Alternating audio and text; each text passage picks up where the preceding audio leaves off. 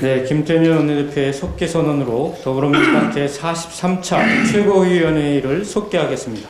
제43차 최고위원회 회의를 속기합니다. 네, 이낙연 당대표님의 발언이 있겠습니다. 요즘 우리는 크나큰 진통을 겪고 있습니다. 문제의 원점은 검찰개혁입니다. 검찰개혁은 포기할 수도 타협할 수도 없는 절체절명의 과제입니다. 오랜 세월 여러 차례 좌절했지만 더는 좌절할 수 없는 국민의 열망입니다. 검찰개혁이 일부의 저항이나 정쟁으로 지체된다면 국민을 위해서도 국가를 위해서도 불행한 일입니다. 국민의 검찰이 되자는 다짐이 검찰 내부에서도 나오곤 했습니다. 그렇다면 검찰은 국민이 원하는 개혁을 받아들이고 실행해야 마땅합니다. 검찰이 그렇게 하지 않고 개혁에 집단 저항하는 것으로 보이기 때문에 국민이 충분히 신뢰하지 못하는 것입니다. 검찰은 국민의 신뢰를 받는 명실상부한 국민의 검찰로 거듭나야 합니다. 그러자면 어떻게 해야 할지 국민 여러분께서도 알고 계십니다. 우리는 결연한 의지로 검찰 개혁을 계속하겠습니다. 국민 여러분께서도 검찰 개혁의 대의에 함께해 주시기를 간청드립니다. 우리는 검찰을 포함한 권력기관 개혁을 꾸준히 진행하고 있습니다. 우리는 이번 주 들어 국정원법과 경찰법을 상임위에서 처리했거나 처리할 예정이고 공수처 출범 준비도 계속하고 있습니다. 우리의 그런 노력은 대한민국의 민주주의를 채워 국민의 미래를 더 행복하게, 국가의 미래를 더 자랑스럽게 만들기 위한 것입니다. 우리는 민생과 경제를 회복시키고 함께 잘 사는 미래, 상생과 공정의 미래를 준비하는 데 최선을 다할 것입니다. 그것을 위한 입법과 예산의 과제를 우리는 착실히 이행하고 있습니다. 어제 발표에 따르면 3분기 수출과 경제 성장률 같은 지표들이 당초 전망보다 더 좋게 나왔습니다. 국민 여러분께서 참고 견디며 마음을 모아 노력하신 결과입니다. 국민 여러분께 감사드립니다. 그러나 4분기에도 상승세가 이어질지는 낙관하기 어렵습니다.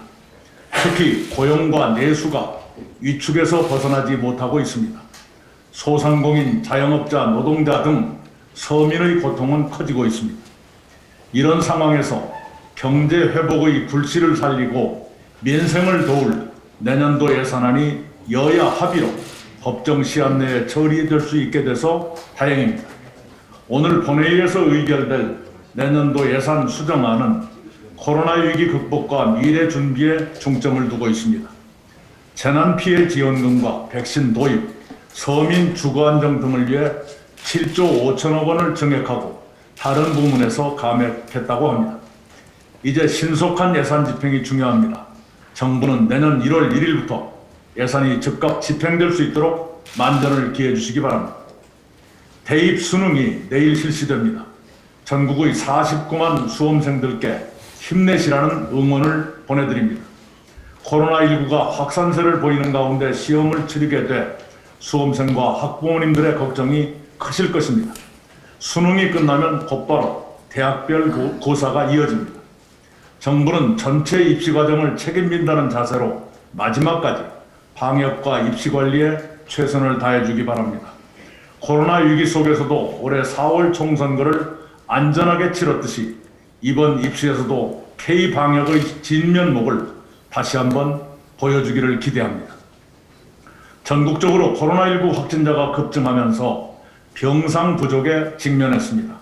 전국 중환자 병상 548개 가운데 입원 가능한 곳은 12%인 66개에 불과하다고 합니다. 경남, 전북, 전남에는 그것마저 남아있지 않습니다. 정부는 전담병원 재지정을 포함해 중환자 병상을 조속히 추가 확보해 주기 바랍니다. 이상입니다.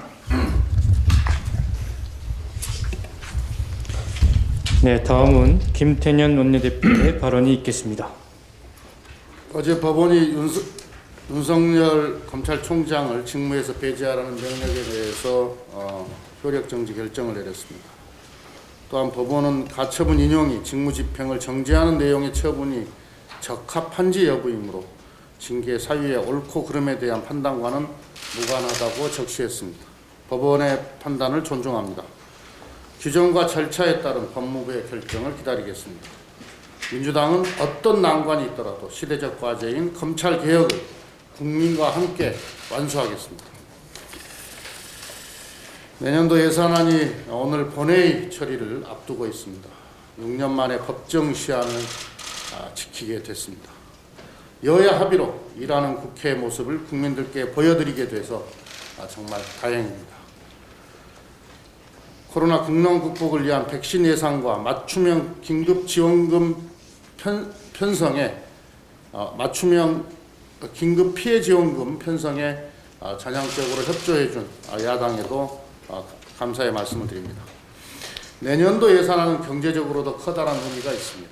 내년도 예산안은 당면한 위기를 극복하고 미래 성장을 견인할 방역과 경제의 마중물이 될 것입니다. 올해 4번 편성한 추경은 코로나 확산의 고비마다 우리 경제와 국민의 삶을 지키는 방패가 되었습니다. 내년 초 지급될 3차 맞춤형 긴급 피해 지원금 또한 피해 업종과 취약계층에게 든든한 버팀목이 될 것으로 확신합니다. 또한 내년도 예산은 단순히 역대 최대 규모 편성으로 그치지만은 않을 것입니다.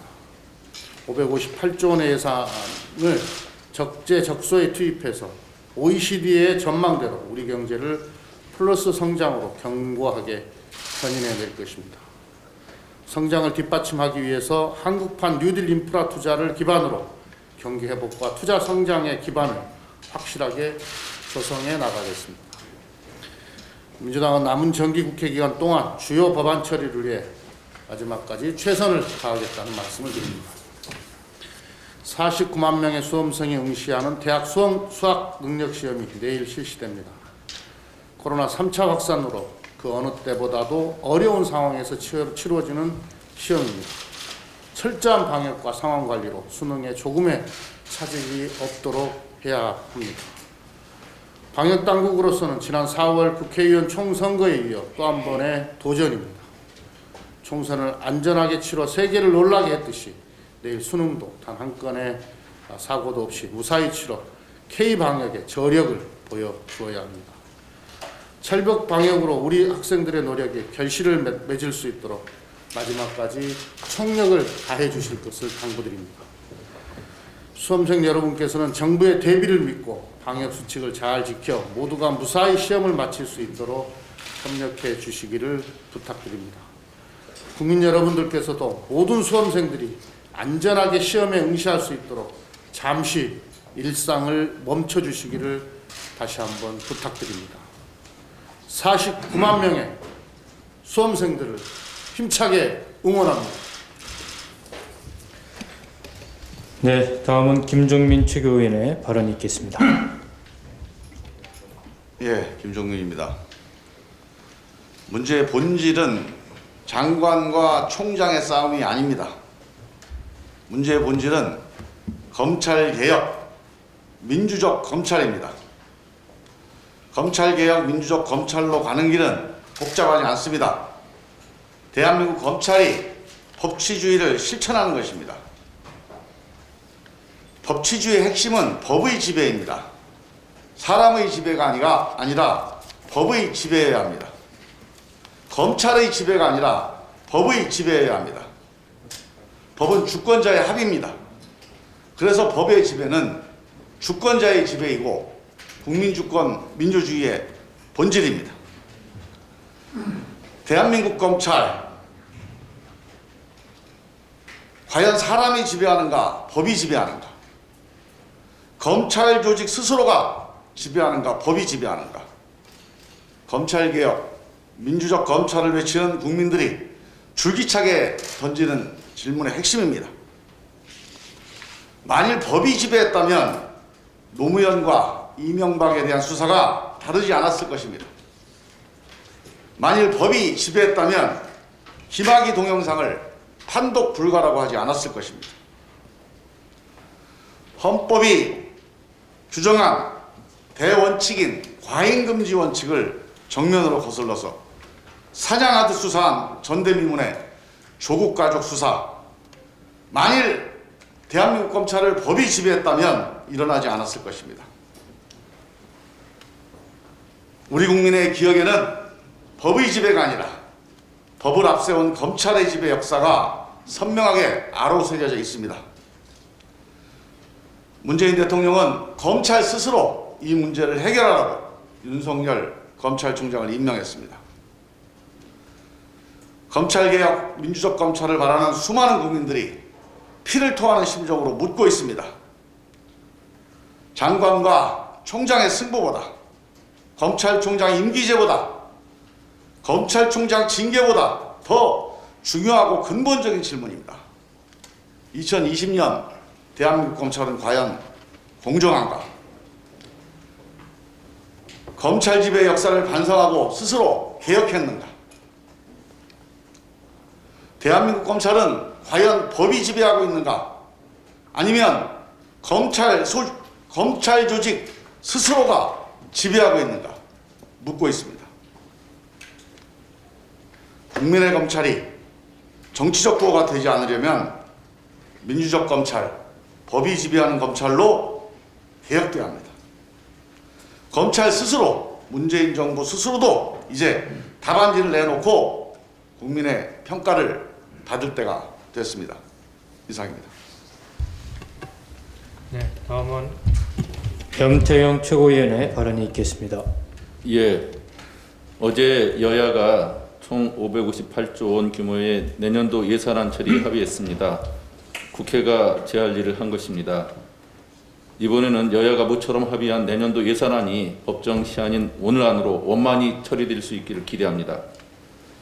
특히 코로나19로 큰 어려움을 겪고 있는 자영업자와 서민을 위한 제3차 재난지원금 지급과 코로나19 백신 구매 확대, 그 밖에 서민의 주거 안정과 보육, 돌봄 확충, 취약계층 등을 위한 예산 증액에도 합의함으로써 충분치는 않아도 여야가 민생 우선의 예산안을 만들려 노력한 점도 의미 있게 생각합니다. 올해 마지막 정기국회도 종료를 일주일밖에 남겨두고 있지 않습니다. 그래서 이제는 불임 국회로 비난받은 제20대 국회에서부터 미뤄져 온 각종 개혁 입법 과제들과 민생 현안 과제들을 이번 정기국회 내에 반드시 처리할 수 있도록 총력을 기울여야 할 것입니다. 공수처 설치와 검찰개혁 등 권력기관 개혁 입법 과제도 더 이상 미룰 수 없습니다. 그런 가운데 최근 국민의힘 주호영 원내대표가 노무현 대통령이 울고 계신다며 공수처법 개정 추진을 고인을 빗대어 비난한 점에 대해서 강한 유감을 표명하지 않을 수 없습니다.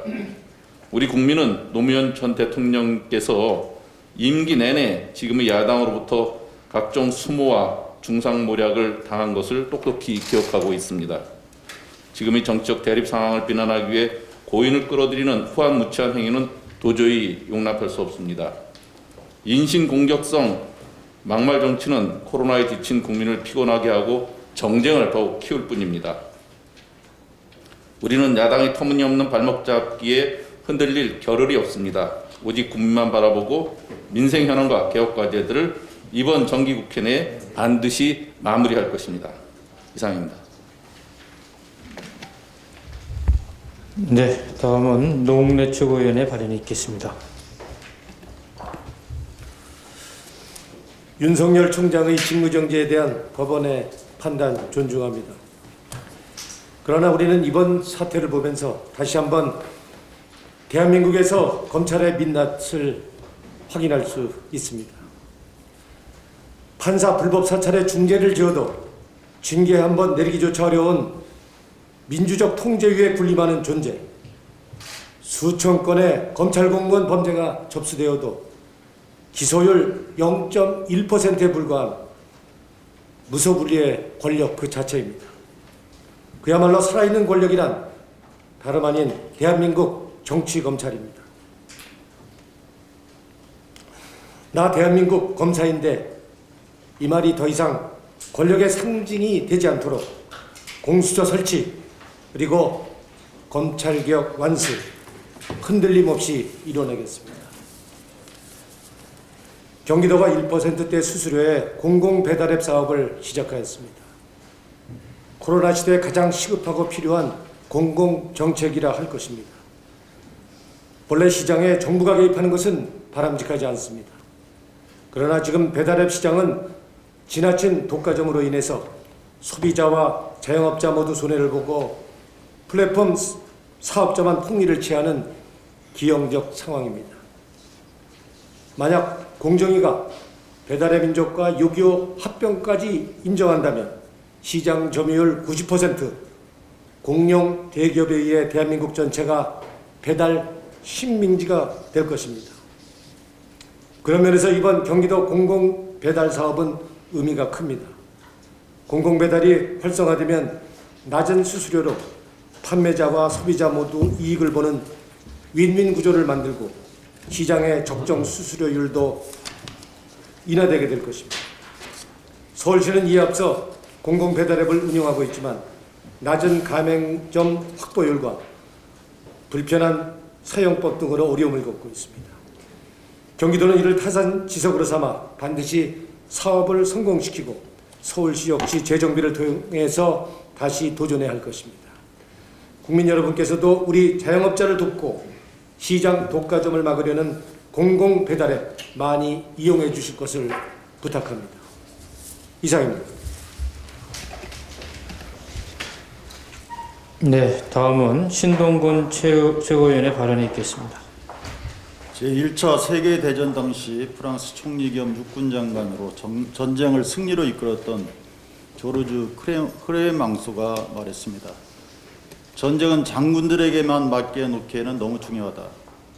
민주공화정 체제에서 대두되는 핵심 문제이자 갈등 중의 하나가 전문 관료의 자율성 보장을 우선할 것인가, 아니면 선거를 통해 나라의 주인인 국민들로부터 권한을 위임받은 선출직 정치인들의 민주적 통제를 우선할 것인가 하는 문제입니다.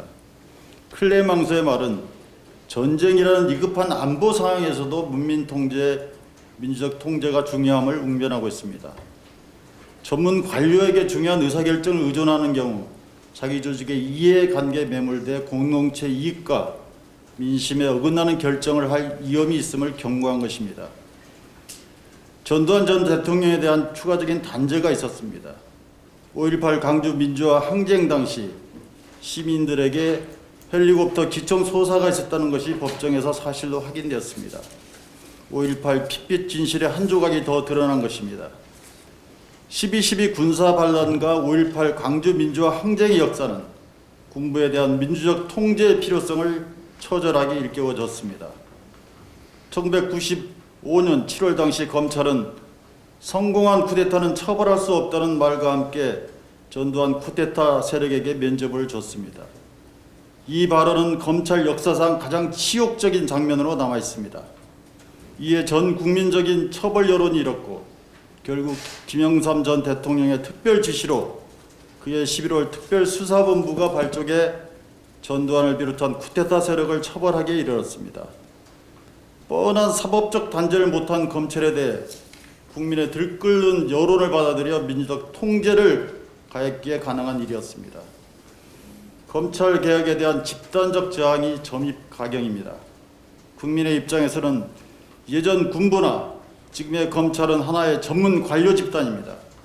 그런데 마치 그동안 절대 자유를 누려야 할 특권 집단으로 남아있었고 그 관성 하에서 권력을 누리려 합니다. 자신들의 특권과 이해를 정치적 중립과 독립으로 가장하여 민주적 통제를 거부하려 합니다. 예전 군부에 그랬듯이 대한민국 민주공화정의 수준이 특권 집단으로서의 검찰의 존속을 더 이상 용인하지 않는 단계에 와 있다는 것을 빨리 깨달아야 합니다. 검찰개혁의 도도한 물길을 더 이상 되돌릴 수 없습니다. 어떤 저항에도 검찰개혁 반드시 해낼 것입니다. 윤희숙 의원의 빵과 관련한 궤변에 대해서 한 말씀 드리겠습니다. 시장 맹종주의자들의 가장 나쁜 거짓말은 시장이 언제나 완전 자유 경쟁 상태에 있는 것처럼 주장하는 것입니다. 그러나 시장은 정부의 보호와 지원 하에 발전해 왔습니다. IMF 경제위기도 170조 가량의 공적 자금이 없었다면 극복이 가능하지 않았을 것입니다. 정부의 시장 지원 역할은 당연한 것으로 여기고 필요한 정부 규제는 족쇄라고 저주하는 것은 탐욕의 극치입니다. 독점, 정보의 비대칭, 외부 효과 때문에 완전 자유경쟁 시장은 불가능하다는 것은 이미 오래전부터 받아들여진 상식입니다. 윤희숙 의원이 빵에 빗댄 주택시장 언급에는 이런 상식의 노골적인 부인이 도사리고 있습니다. 주택시장의 선호에 맞게 다양한 공급이 이루어지면 만사 형통이라는 식입니다. 윤 의원은 1989년 노태우 정부 시절 토지 공개념 제도 도입을 할애했던 사실을 잘 알고 있을 것입니다. 국민의힘의 원조격인 민정당 보수정부조차 토지 공개념 제도를 도입할 정도로 주택시장이 정상적 시장 상태에 놓여있지 않았기 때문에 그랬던 것입니다. 자, 빵집이 우월한 위치에서 빵 가격을 올려 초과 이득을 얻는다면, 빵을 매점 매석해 투기 이익을 얻으려는 현상이 만연한다면, 빵을 먹는 용도가 아니라 사고 팔아 높은 차익을 얻는 수단으로 삼는다면 그 빵 시장이 정상적으로 작동하기 만무합니다. 윤희숙 의원은 이런 사실을 가리고 오로지 소비자 선호에 부응하는 주택 공급이면 된다는 식으로 현실을 심하게 비틀고 있는 것입니다. 심지어 갖고 있는 빵도 다 내어놓으라고 빵 세금을 높게 물리는 것이라는 대목에서는 세금을 마치 정부가 삥 뜯는 수단 정도로 여기고 있구나 생각하니 입안이 씁쓸합니다. 빵을 말하고 싶은 게 아니라 뻥을 치면서 삥을 말하고 싶었던 것입니까? 비판을 하더라도 상식에 부합하게 비판하기를 바랍니다. 이상입니다. 네, 다음은 양향자 최고위원의 발언이 있겠습니다.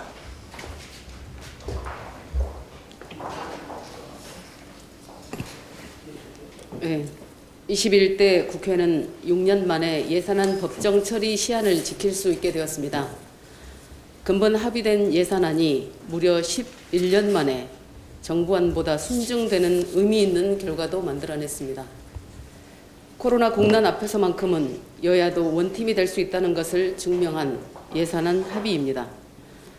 비상한 시기에 초당적 협력에 나서주신 추경호 간사님과 야당의 예결위원님들께 깊은 감사의 말씀을 전합니다. 저는 여러 차례 이번 예산안의 중요성에 대해서 말씀드린 바 있습니다. 21년 예산안은 코로나라는 급한 불을 끄는 방화수이자 코로나 이후 대한민국을 준비할 마중물입니다. 이와 같은 여야의 공통된 절박함이 빠른 예산안 합의의 원동력이었습니다. 그리고 이 절박함에 우리 정치가 나아가야 할 길이 있습니다. 민주주의는 필연적으로 갈등을 동반합니다. 갈등 없는 민주주의는 민주주의가 아닙니다. 문제는 갈등을 대하는 태도입니다. 갈등 속에서도 다름을 인정할 수 있어야 합니다. 서로를 인정하지 않으면 대화가 아닌 대결로 치닫기 때문입니다. 저는 이번 기재위 조세 소위에서 많은 것을 배웠고 큰 희망을 보았습니다. 추경호 의원님을 비롯해 조혜진 의원님, 박형수 의원님, 윤희숙 의원님, 유경준 의원님, 용혜인 의원님 등 야당 의원님들과 치열하게 세법 논의를 하며 민생을 향한 절박함은 여야가 같다는 것을 새삼 절감했습니다. 깊이 서로를 인정하고 크게 대화했습니다. 서로의 차이를 인정했고 국익이라는 공통된 지향점을 바라봤습니다. 그때 우리 정치가 얼마나 효율적으로 움직일 수 있는지를 목격했습니다. 이처럼 통합의 정치는 제도로 이룩해야 합니다. 선언으로 굳혀서는 안 됩니다. 그래서 저는 여야정 상설협의체 정상화를 제안합니다. 인정과 대화의 협의체로 통합의 이상에 다가섭시다. 내년도, 내후년도 예산안 법정 처리 시한을 지켜낼 수 있는 제도적 토대를 만들 때입니다. 마지막으로 한 말씀 드립니다. 국민이 바라는 검찰 개혁에도 함께해 주십시오. 국민을 위한 개혁에는 여야가 없습니다. 검사 사유가 없어도 걱정 없는 세상, 우리 여야가 함께 만듭시다. 이상입니다.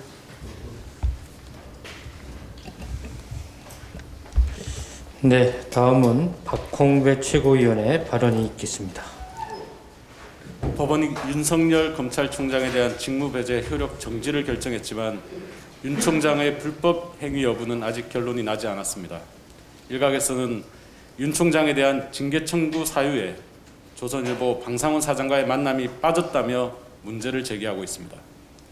윤 총장은 서울중앙지검장을 지낸 2017년 5월부터 2019년 7월 사이 서울중앙지검이 수사하던 중요 사건의 피의자 측이었던 방상훈 사장을 만난 사실을 부인하지 않고 있습니다. 방상훈 사장의 동생 박용훈 코리아나 호텔 사장은 조선일보의 대주주로서 부인 고 이미란 씨에 대해 자녀들이 저지른 학대의 배후라는 의혹을 받아왔습니다. 경찰은 피의자인 방 씨의 자녀들에게 공동 존속 상해 혐의를 적용해 기소 의견으로 송치했으나 윤석열의 서울중앙지검은 강요 혐의로 이들을 기소해 결국 법원이 집행유예를 선고했습니다. 2018년 4월 검찰 과거사위원회가 재조사를 권고한 장자연 사건, 2019년 2월 방상훈 사장의 아들 방정호 씨의 횡령 배임 의혹 고발 사건 등 조선일보 방씨 일가 사건들이 이어지던 때 윤석열은 서울중앙지검장이었고 피의자 측 인사 방상훈 사장을 만났으며 이는 명백한 검사윤리강령 위반입니다. 검찰과 거대 언론의 유착은 민주주의와 법치주의에 대한 심각한 위협입니다. 추미애 장관은 지금이라도 윤석열, 방상훈 간의 비밀 회동을 징계 사유로 추가해 진상을 밝혀주시기 바랍니다. 한국노총이 지난 30일 청와대 앞에서 노조법 개정 정부안의 폐기를 촉구하는 기자회견을 개최하고 어제부터 국회 앞 천막농성에 들어갔습니다. 한편에서는 경영계와 노동계 어느 한쪽의 편만 들어줄 수는 없지 않냐고 이야기합니다. 그러나 아이로 기본협약 비준은 우리가 30년이나 늦은 이제서야 노동기본권을 국제적 수준에 맞추는 문제로서 그와 관련된 노조법 개정은 마땅히 ILO의 원칙과 기준, 권고에 맞게 이루어져야 합니다.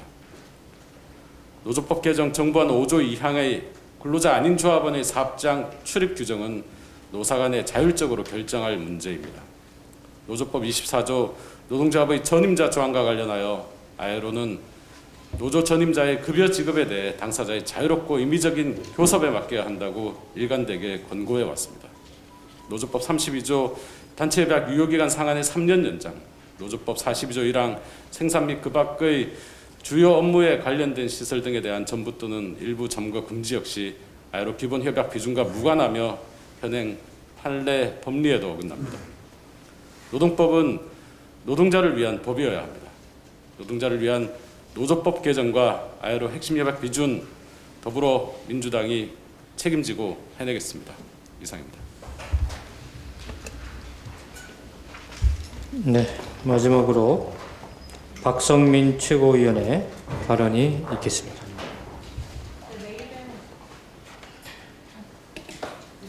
네, 내일은 2021학년도 대학 수학능력시험이 치러질 예정입니다. 올해 수험생들은 코로나19라는 전례 없는 상황 속에서 힘겹고 낯선 일들을 수차례 맞닥뜨렸습니다. 그럼에도 불구하고 묵묵히 끝까지 달려온 수험생 여러분들을 진심으로 응원합니다. 빈틈없는 방역으로 수험생들이 안전하게 시험을 치를 수 있도록 정부와 우리 당이 끝까지 최선을 다하겠습니다. 지금 수험생들은 아마 많이 긴장도 했고 또 내일의 시험이 두렵기도 할 것입니다. 2015년도에 수능을 치렀던 저도 여전히 그날의 긴장감이 생생할 정도입니다. 힘내라는 위로를 넘어 단단한 응원의 마음을 방탄소년단의 신곡을 빌려 전합니다.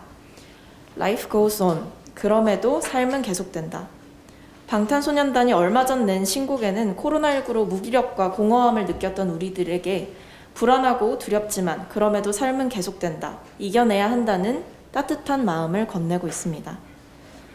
최선을 다하고 후회 없이 흔들림 없이 시험을 치르고 오시길 진심으로 응원하겠습니다.